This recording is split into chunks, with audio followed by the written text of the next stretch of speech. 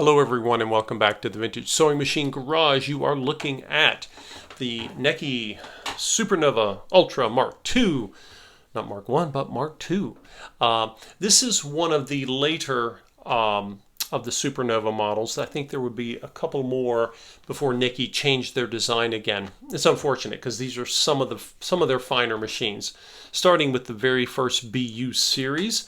Back, I believe the first Necchi BU may have been created before the outbreak of the Second World War, and then after the war, the Allies were trying desperately to get people employed in a lot of the countries that had been damaged in the war. So places like Japan and Italy, they were like, we got to put people back to work.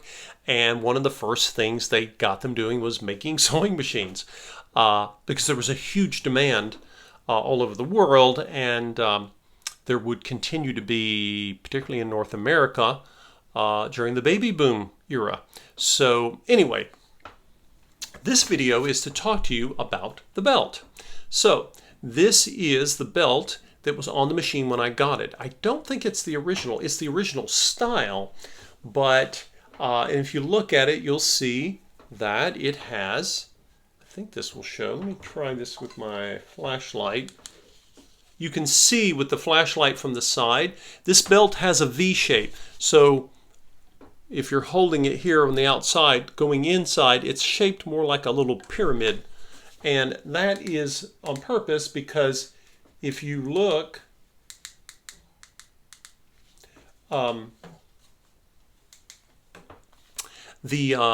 course, the groove in the hand wheel is shaped and designed to hold it that way, and that also helps, I believe, keeps it from shifting around in the hand wheel.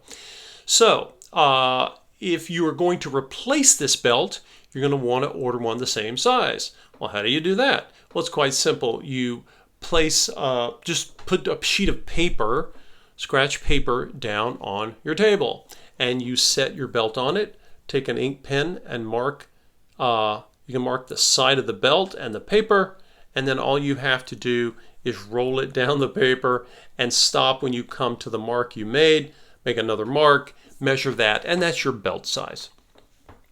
So, sometimes, I'd say maybe half of the time I get a machine, its belt is either shredded, gone, broken, or it's brittle. When you bend it, there are cracks, or it's shedding, little pieces and crumbs are coming off of it, and it's time to replace. Belts for virtually almost every vintage sewing machine I've ever come across are still available, and I'm talking about motor belts, not timing belts for some of the European machines. That's a different story. But for motor belts, almost every belt is available, and they are not brand specific. In fact, many of the brands that you look at in vintage machines, those brands, the companies that founded them don't exist anymore. The brands are owned by someone else, and they don't always sell parts that are branded for really old machines. But that's okay, because you can go on the internet. Occasionally you can go into a store like a sewing vacuum dealer. They may even carry a few. But if they don't, they can order it for you. You can order it yourself online. That's what I normally do. And you can use the belts that are, sometimes they're orange colored and they're called lugged. They have little teeth on them. They're shaped just like this, but the belt surface has little teeth. Or you can still get rubber belts, just like this one. And these are made of black rubber, and they have something, if you look close, you'll see that they have fiber, sort of like a car tire in a way, and they have little fibers. I don't think it's going to show up here, but trying to get it to focus for you guys. Anyway, they're going to be strong either way. It's really up to you and your preference. But what if you don't know if you need a belt? Well, let's see. Let's take a look. Now, one of the things I want to do is I want to look here. I want to, first of all, I didn't see a bunch of crumbs. Usually you'll see them right below where the pulley and the motor are. There's a little carbon, but not really anything that was coming from the belt. The belt does not feel rough. It's not, I don't get little shedding when I do, just rubbing it. And if you bend the belt, again, don't smash it.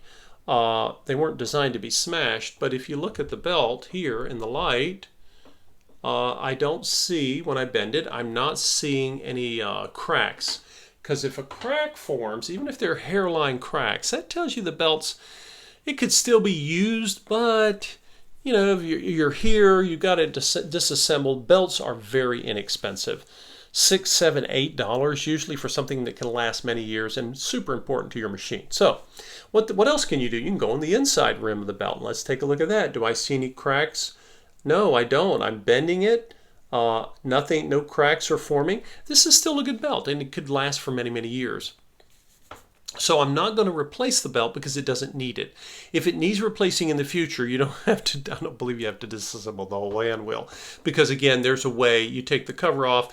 I've shown you guys in prior Supernova videos, you move the motor, there's a place on this bracket that holds the motor in place and it's adjustable. And you basically slide the motor up on the bracket. You don't have to take the bolts all the way out. You just loosen them, you slide the motor up, the belt comes off and you replace it. So it's not that big a deal.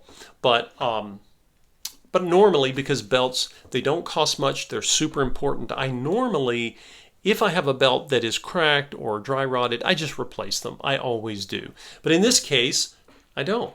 And it's not really a cost issue, but the belt's in great shape. There's no reason to replace it at the moment. So again, if I look at a belt and I think, oh, this belt's not that old, I think the machine's been sitting for quite a long time, but the belt feels fresh. It feels rubbery like fresh rubber should, and that tells me it's okay. One thing you definitely do not want to do, you do not want to use a belt like this. This is a stretch belt. Now, they're marketed with different names. You'll sometimes see them in packs at your sewing supply place. And they came out with these because they stretch and you didn't have to worry about the size of the belt, and they're adjustable and they work on different size machines. That's their claim. These belts, in my opinion, do not last as long, but the main reason not to use them is they're not good for your machine. Because they stretch, they take away a lot of the power of the machine, and the machine doesn't run the way it was supposed to. None of the machines that I work on or have worked on came with these originally, and there's a reason. Okay, belts have some elasticity, right? They stretch somewhat, but not much. Okay, it's like comparing a woven fabric to a knit.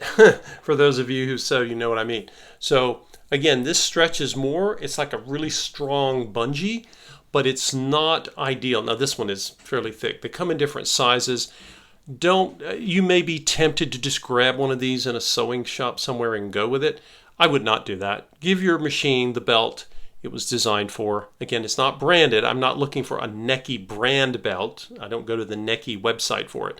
But I want a sewing machine motor belt that is similar to almost all motor belts, that is V-shaped like this one. So remember to don't be tempted to do the stretch belts. I know some of you have them. You may use them. They may work okay, but you're not getting the power of your machine the way it was intended.